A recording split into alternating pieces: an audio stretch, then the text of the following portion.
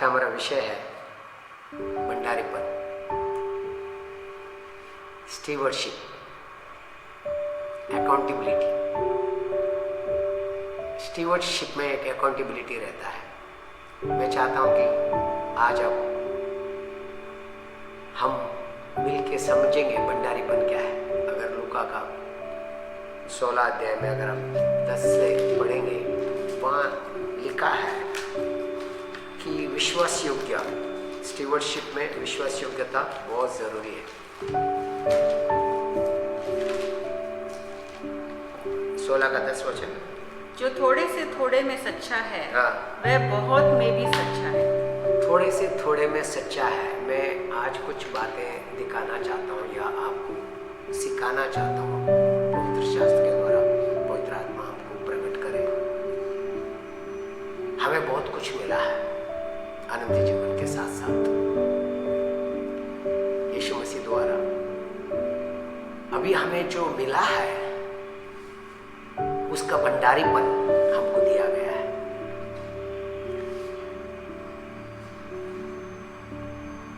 और भंडारी से एक विश्वास योग्यता या फेथफुलनेस जरूरी है। हमको जो कुछ भी मिला उसका लेखा देना बाइबल में लिखा है।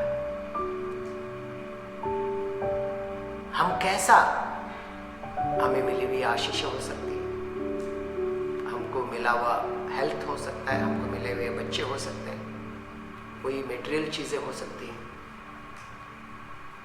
वो सब हमारे पास स्वर्गीय पिता से आया है। क्योंकि हम याकूब का पत्र में लिखते हैं all good things comes from father of light.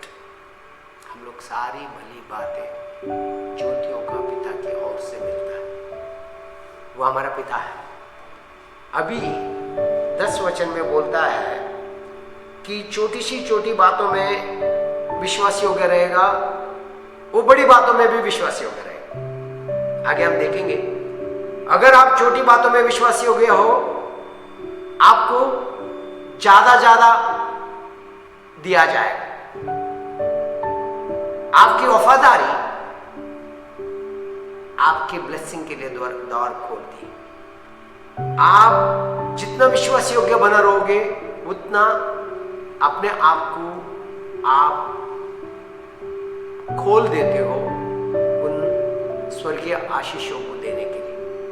हम विश्वास के द्वारा स्वर्गीय आशीषों को पाते हैं, विश्वास योग्यता के द्वारा उसमें बना रहते हैं। फिर एक बार, सारे आत्मिक आशीषें हम विश्वास के द्वारा पाते हैं। विश्वास योग्यता में हम उसमें बना रहते हैं। ये बहुत जरूरी है।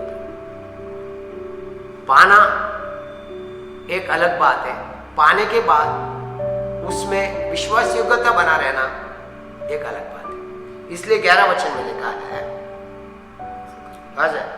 जो थोड़े से थोड़े में सच्चा है, हाँ, वह बहुत में भी सच्चा है, हाँ, और जो थोड़े से थोड़े में भी अधर्मी है, वह बहुत में भी अधर्मी है। अगर हम छोटी सी बात में विश्वास योग्य नहीं रह पाएंगे, हम बड़ी बातों में कैसा विश्वास योग्य रह पाएंगे? पहली बात बता रहा है, 11 वचन में लिखा है, इसलिए हाँ, जब तुम अधर्म के धन में सच्चे न ठहरे। अच्छा, यहां पे लिखा है तुम्हारे पास जो दुनिया का धन है, जो भी हम इस दुनिया में देखते हैं, वो टेम्पररी है, वो इटर्नल नहीं है। इस टेम्पररी में हम विश्वास योग्य हैं। ये अधर्म का धन, क्योंकि बाइबल बताता है we are not of this system of the world. इस दुनिया का तौर तरीका या the system of the world is different. हमारा सिस्टम अलग है। यहां का सिस्टम में यह काम आता है पैसा। हमारा सिस्टम में, स्वर्गीय सिस्टम में पैसा नहीं है। स्वर्गीय सिस्टम को वो धन, राइचियसनेस, धार्मिकता का, ये उसको सदा बना रहने वाला, टेम्परर नहीं हो। ये टेम्परर धन में अगर हम थोड़ा ही समय का चीजों में और बाइबल का वचन में लिखा है, ये धन के ऊपर प्रभाव जो है शैतान डालता है, the Prince of this world, ruler of this world. इसलिए शैतान यीशु के पास आके कहने लगा, सब कुछ मैं तुम्हें दूंगा, मेरे सामने झुक जा, दंडवत कर। यीशु मसीह क्या कहता है? केवल परमेश्वर की आराधना करा जाती है और केवल परमेश्वर की आराधना करना। तो इसीलिए प्रिय, आज हमको देख लेंगे, हम धन जो है इस दुनिया में हमारे पास जो भी है, पहली बात है कितना है उससे मतलब नहीं है, जो है उसमें हम कितना वफादार है इससे मतलब है। तुम छोटी सी छोटी बातों में वफादार नहीं रहेगा, तुम बड़ी बातों में कैसा वफादार रहोगे? 11 वचन में, इस अधर्मी धन में तुम वफादार नहीं है, तुमको सच्चा धन कौन देगा? The true riches. अगर उस धन की बातें करें, आगे मैं उस धन की बातें करूं, इसलिए पौलुस कहता है वो धन टेम्पररी नहीं, हमारा मन उस धन के अरफ रहे, हमारा अकाउंट में धन रहे। कौन सा? वो धन। ये अकाउंट पता नहीं कब खत्म हो जाएगा। इसलिए क्या बोलते हैं 12 वचन में, और यदि तुम हाँ, पराये धन में सच्चे न ठहरे, हाँ, तो जो तुम्हारा है उसे तुम्हें कौन देगा? ये जो धन है पराया मतलब क्या है? तुम्हारे पास जो कुछ भी है ये तुम्हें दिया गया है। जो कुछ भी आपके पास है, आज आप बोलो आपने कमाया, कमाने की शक्ति किसने दी? डिट्रोनोमी का 8 का 18 में लिखा है, I will give you the power to get wealth. व्यवस्था विवरण का 8 का 18 में लिखा, I will give you power to get wealth, ताकि जो वाचा मैंने तुम्हारा पूर्वजों से किया है उसको पूरा करो। डिट्रोनोमी चैप्टर 8 एंड वर्स 18। अब एक बार उसको पढ़े। परंतु तू अपने परमेश्वर यहोवा को स्मरण रखना, तू अपने परमेश्वर यहोवा को स्मरण रखना, क्योंकि वही है, हाँ, जो तुझे संपत्ति प्राप्त करने की सामर्थ इसलिए देता है, हाँ, कि जो वाचा उसने तेरे पूर्वजों से शपथ खाकर बांधी थी, हाँ, उसको पूरा करे, जैसा आज प्रकट है। अच्छा, पहली बात है सामर्थ। आप बोलोगे आपको बुद्धि मिली है, आप इंजीनियर है, डॉक्टर है, या कोई भी छोटा काम भी कर रहे हो, वो जो ताकत है, वो सामर्थ है, जो बुद्धि है, वो पिता से आई है, उसके कारण। और उसके लिए आपको इस धन में वफादार होने की जरूरत है, फेथफुल होने की जरूरत है। इस धन में फेथफुल होना क्या है मैं आपको बताऊंगा। ये धन में तुम दूसरों को आशीष का कारण बनना कैसा मैं आपको बताऊंगा। अभी हम देखेंगे हमारा भंडारीपन, इसलिए कि 13 वचन में लिखता है, लूका का 16 का 13 वचन में लिखता है, तुम 2 स्वामियों की सेवा नहीं कर पाओगे। और स्वामी लिखा है वहां पे परमेश्वर और धन की बात लिखी हुई है। देखेंगे, कोई दास, हाँ, 2 स्वामियों की सेवा नहीं कर सकता, हाँ, क्योंकि वह तो एक से बैर और दूसरे से प्रेम रखेगा, हाँ, या एक से मिला रहेगा, हाँ, और दूसरे को तुच्छ जानेगा। हाँ। तुम परमेश्वर और धन दोनों की सेवा नहीं कर सकते। यीशु मसीह का अगर हम शिक्षाओं में देखें, बहुत बार धन के बारे में बात करता है। हम लोग धन की बातें सुनते थोड़ा डरने लगते हैं, या कभी कभी थोड़ा सा नर्वस हो जाते हैं। ना डरने की जरूरत है, ना नर्वस होने की जरूरत है। हमको केवल समझने की जरूरत है, धन हमको क्यों प्राप्त करने को सामर्थ्य दिया है, धन प्रभु हमको क्यों देता है, ताकि हम उसका सही समझ आए तो हम उसका सही उपयोग भी करना सीखेंगे। धन एक सेवक है, स्वामी नहीं है। स्वामी हमारा प्रभु है। हम प्रभु की सेवा करते हैं, धन की सेवा नहीं करते हैं। हम प्रभु को देखते हैं, the Lord is my shepherd, I shall not want. मेरा प्रबंध परमेश्वर से होता है, मेरे लॉर्ड इज माई प्रोवाइडर। हम धन को नहीं देख रहे, वो मेरा स्वामी नहीं है, वो मेरा सेवक है, और सेवक सेवा करता है। तो प्रियो, ये हमको समझना है। अच्छा, इसीलिए मैं आपको दिखाता हूं, हमारे पास जो कुछ भी है उसमें वफादार होने की बहुत जरूरी है। एक दो बातें मैं आपको दिखाता हूं, हम थोड़ा सा देखेंगे। यीशु मसीह एक पैराबल बता रहा है, मैथ्यू 14 में आ जाएंगे, मैं आपको मैथ्यू 25 में आ जाएंगे। यहां पे सबको अपनी अपनी योग्यता के अनुसार या काबिल, अगर आपको जो भी मिला है, परमेश्वर ने आपको उसके लिए काबिल समझा है, आपको उसमें विश्वास योग्य रहना है। फिर एक बार, परमेश्वर ने आपको जो कुछ भी टैलेंट दिया है, जो कुछ भी दिया है आपके पास, परमेश्वर ने आपकी योग्यता के अनुसार दिया है। आपको पता है जो कुछ भी आपका है वो परमेश्वर का है, और परमेश्वर को यह पता है आप इसको परमेश्वर के मार्गों में लेके चलोगे। 14 वचन पढ़ेंगे। क्योंकि यह उस मनुष्य की सी दशा है, हाँ, जिसने परदेश जाते समय हाँ, अपने दासों को बुलाकर हाँ, अपनी संपत्ति उनको सौंप दी। अभी यहाँ पे लिखा है स्वामी परदेश जाने के समय अलग अलग सेवकों को बुला के अलग अलग टैलेंट्स उनको देके जाता है, तोड़े उनको देके जाता है, और आगे हम उसको देखेंगे ये पैसा का बारे में कैसा बात करता है बोल के। और उधर लिखा है उनकी उनकी योग्यता के अनुसार दिया है। 14 और 15। उसने एक को 5 तोड़े, हाँ, दूसरे को 2 और तीसरे को 1, अर्थात हर एक को उसकी सामर्थ्य के अनुसार दिया। अच्छा, उसमें लिखा है हर एक को अकॉर्डिंग टू, बोलता है कि उनकी उनकी सामर्थ्य के अनुसार। सामर्थ्य मतलब एबिलिटी, वो बोलता है कि हाँ, each according to his own ability.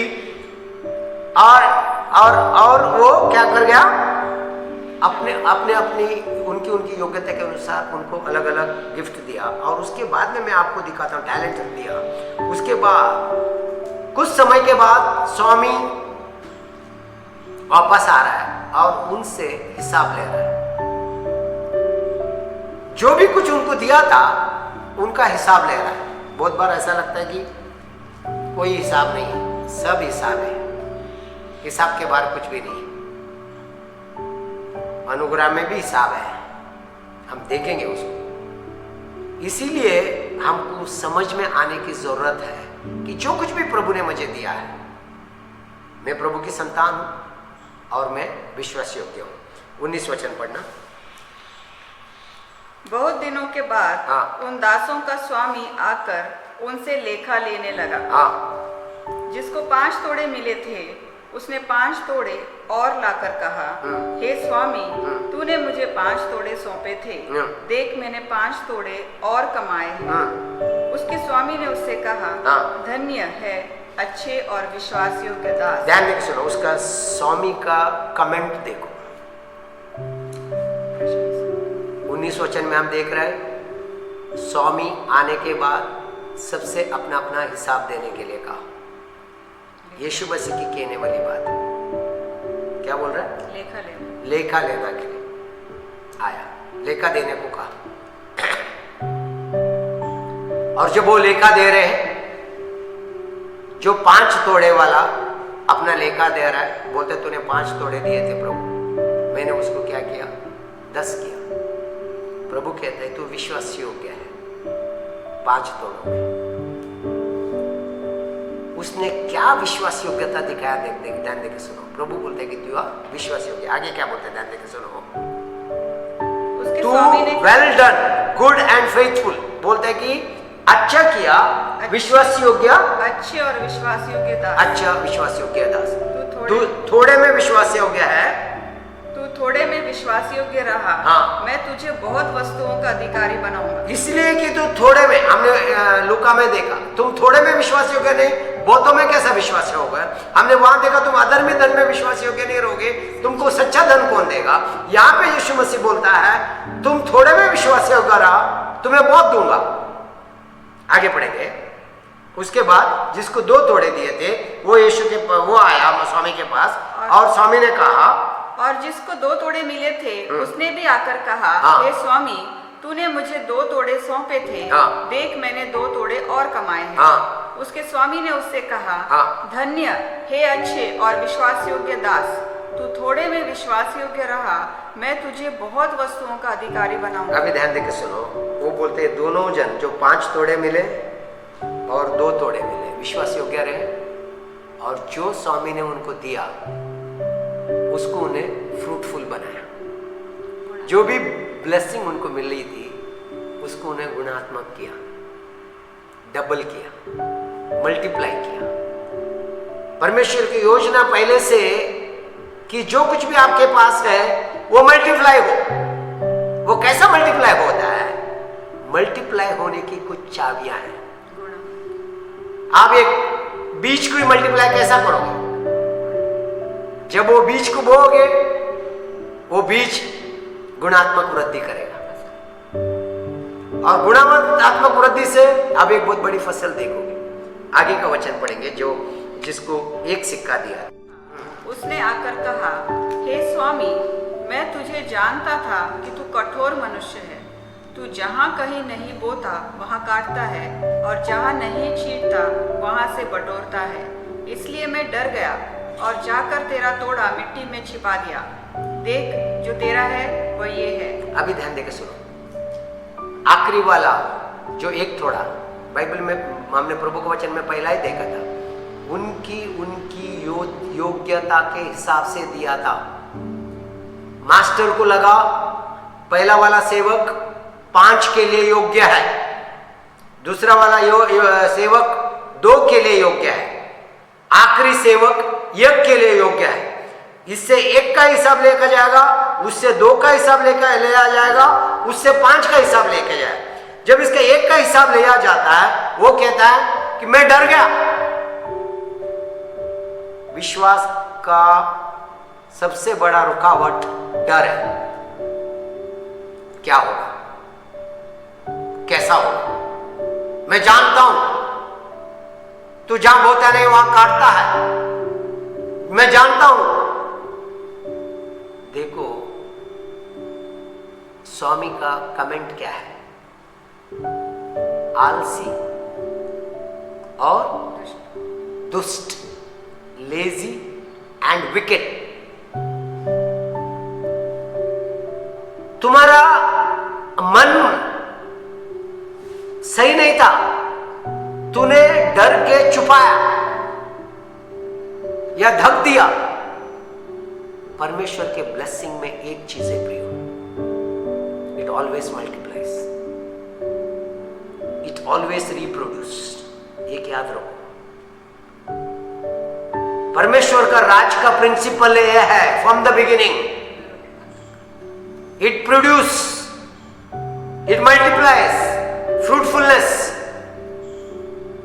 क्या करो? फलो, फूलो, गुणात्मक वृद्धि करो, भर जाओ। प्रभु जब देता है उसमें यह सामर्थ है गुणात्मक होने की। प्रभु तुम्हें कुछ भी देता है उसमें वो सामर्थ है गुणात्मक होने की। अगर उसको आपने धक दिया, उसको आपने दबा दिया, उसको आपने सही जगह में उपयोग नहीं किया, वो काम नहीं आएगा।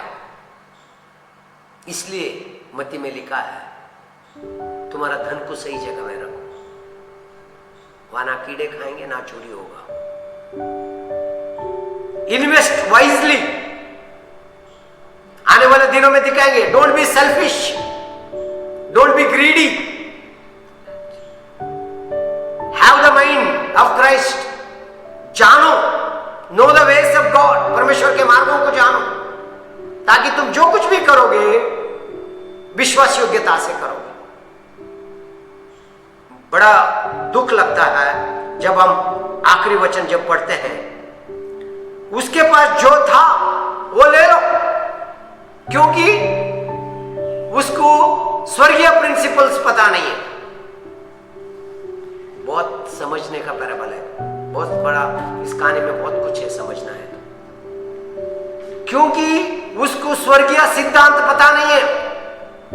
स्वर्गीय सिद्धांत डर के धक्के रखने वाला सिद्धांत नहीं है, विश्वास से इन्वेस्ट करने वाला सिद्धांत है, निवेश करने वाला सिद्धांत है,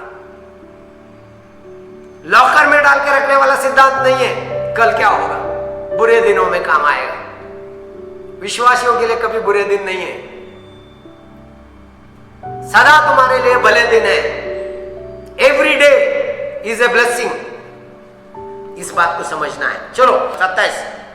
उसके स्वामी ने उसे उत्तर दिया, हाँ। हे दुष्ट और आलसी दास, जब तू ये जानता था कि जहाँ मैंने नहीं बोया वहां से काटता हूँ और जहाँ मैं नहीं छींटा वहां बटोरता हूँ, तो तुझे चाहिए था कि मेरा रुपया, ध्यान देके सुनो। अभी तक हम टैलेंट सोच रहे थे, अभी क्या बोल रहा है? मेरा रुपया तू बैंक में डाल देता, सर्राफों को देता, हाँ, तब मैं आकर अपना धन ब्याज, कम से कम बैच के साथ तो मेरा इंटरेस्ट मिलता। इज ए लोएस्ट, स्वर्गराज में लोएस्ट, सबसे निचले स्थान बैंक में पैसा रखना। कम से कम तू बैंक में रखता, धक्के रख दिया बैंकर्स। आगे पढ़ो। इसलिए वह तोड़ा, हाँ। उससे ले लो, और जिसके पास 10 तोड़े हैं, हाँ। उसको दे दो। हाँ, वो 29। क्योंकि जिस किसी के पास है, हाँ। उसे और दिया जाएगा। जो वफादार है वो बढ़ते जाएगा। आपको लगता है ना, कुछ लोग देखो उन्नति उन्नति उन्नति उन्नति, दे आर फेथफुलनेस, द्वार खोल रहे हैं, उनका फेथफुलनेस, उनको पता है। हम आने वाले दिनों में सीखने वाले हैं कि फेथफुलनेस कैसा है। What is the faithfulness in the kingdom of God. विश्वास योग्यता परमेश्वर के राज में क्या है, हमको इसको समझने की बहुत जरूरत है। उसको बोलते हैं जिसके पास है उसको दे दो, जिसके पास है उसको बहुत दिया जाएगा, जिसके पास, और उसके पास बहुत हो जाएगा, और जिसके पास नहीं है, परंतु जिसके पास नहीं है, हाँ, उससे वो भी लिया जाएगा, जिसके पास है, हाँ, ले लिया जाएगा। समझ के लिए बहुत मुश्किल हो जाता है, लेकिन परमेश्वर का राज का प्रिंसिपल यही है।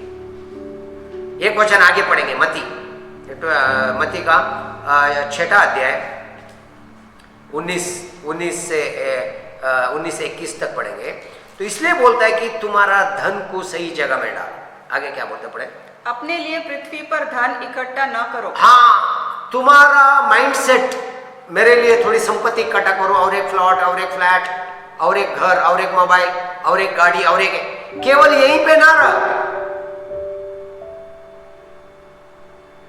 तुम्हारा धन केवल पृथ्वी में इकट्ठा करते मत रहो। You should be not a greedy selfish, you are investing in the kingdom of God. परमेश्वर का राज के लिए तुम यहां हो, तुम राजदूत हो, आपको यह सेवा मिला है, जो मेल मिलाप की सेवा खाए। इसलिए क्या बोलते हैं, सुनो आगे। अपने लिए पृथ्वी पर धन इकट्ठा न करो, हाँ, जहाँ कीड़ा और काई बिगाड़ते हैं, हाँ, जहाँ चोर सेंध लगाते और चुराते हैं, हाँ, परंतु अपने लिए स्वर्ग में धन इकट्ठा करो, जहाँ न तो कीड़ा और न काई बिगाड़ते हैं, और जहाँ चोर सेंध न लगाते और न चुराते हैं। ध्यान देके सुनो, सिंपल बोलते हैं, तुम्हारा store house in the heavenly places, स्वर्गीय स्थान, बैंक नहीं है, तुम्हारा लॉकर नहीं है, तुम्हारा जमीन, ये सब यहां रह जाएगी। आगे कुछ पैराबल हम पढ़ने वाले हैं, दृष्टांत देखने वाले हैं, कुछ नहीं लेके जाएंगे। सब कुछ भी तूने पा लिया और अपना प्राण को खो लिया तो क्या लाभ होगा? यह केवल स्वार्थ से इकट्ठा करके क्या लेके जाएंगे? लेकिन वफादारी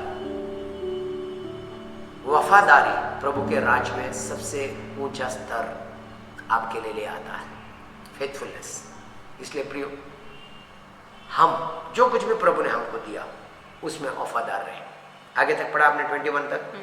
ताकि 21 क्योंकि जहाँ तेरा धन है, जहाँ तेरा धन है वहाँ तेरा मन भी लगा वहां भी रहेगा। तेरा मन लगा रहेगा।